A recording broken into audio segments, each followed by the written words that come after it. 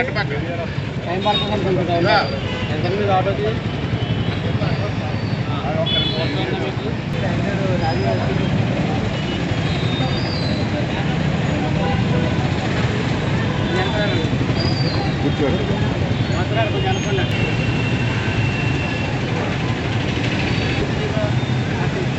కార్యక్రమాలన్నీ 21వ తారీఖు రాత్రి 9:45 అమ్మవారి విగ్రహ ప్రతిష్ఠతో మొదలవుతుంది. అలాగే ఉదయం 6:18 22వ తారీఖున 9వ నెలన 6:18 అమ్మవారి కలస్థాపన. అదే వారంలో ఆదివారం 28/9/2028 సంయుక్తంగా 108 దంపతుల పూజ నిర్వహించడం జరుగుతుంది.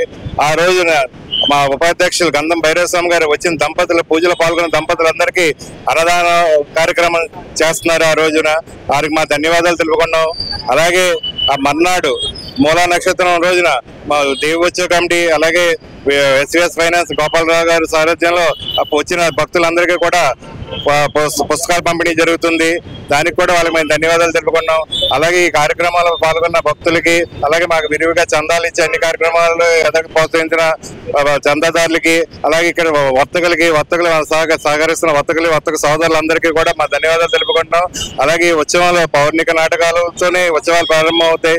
ఏ అసాంఘిక సంఘటన కూడా లేకుండా ఈ ఉత్సవాలు అసాంఘిక నృత్య కలాపాలు ఏమీ లేకుండా ఉత్సవాలు నిర్వహిస్తున్నాం.